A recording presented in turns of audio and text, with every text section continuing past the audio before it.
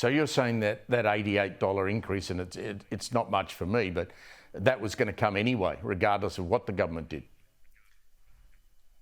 So what has happened in the local gas market is that global pressures driven by the invasion of Ukraine and the fact that a vast amount of gas is no longer flowing from Russia to Europe.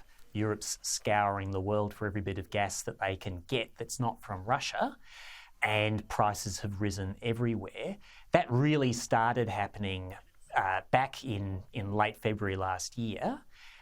And an enormous amount of contracting ahead has taken place in that time. So by the time that mid-December came around, most of our members had already signed contracts for next year.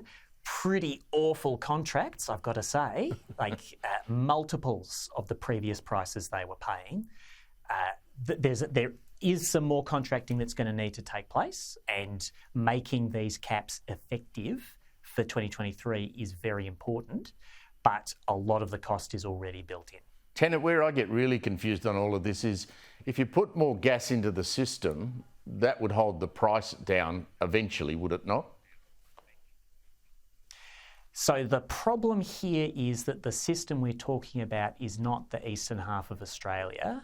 It's the totality of the global LNG market that we are so tightly plugged into through our very large, very important exports out of Gladstone. So yes, the global supply-demand balance is a big part of the reason why prices are so high. Now, a local shortfall is not the reason why prices are set to be so high. We can, of course, still get a shortfall develop over time if we don't make sure that we are producing enough gas to meet as much demand as we have. We can make things even worse for ourselves, but the price pressures are largely coming from a global imbalance. So how do your members, how does big business strike a budget? How do they work out what they're going to actually be paying for things like gas and electricity? You know, we've got locked-in contracts for 2023, but they're doing budgets for 23, yes. 24, I presume. And looking beyond that at how they make the sums add up. So these price increases that we've already seen, that many businesses have already had to lock in, they are very painful for everyone. But businesses are quite different from each other in how much gas they use and how big a part of their cost structure it is.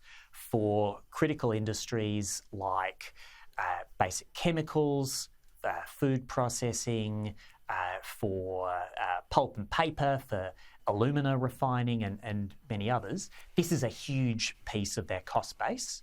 For many others, it's one cost among many. So it's going to have quite different impacts. Of course, some businesses are in a position to pass these cost increases on because their competitors are in the same boat.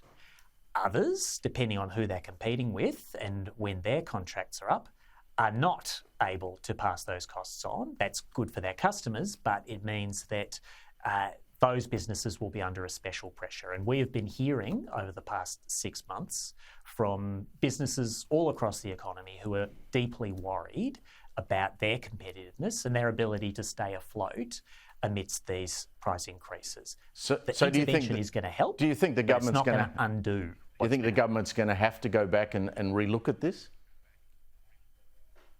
So I think we need to keep in mind that the intervention was only announced a month ago. The ACCC put out guidance yesterday to the gas industry and everybody else on how it will enforce the 2023 price cap of $12 a gigajoule on many wholesale gas sales. And that should be all the clarity that the gas suppliers need to go back to doing deals. They have been sitting pat for a month saying we need to work out how this is going to affect us.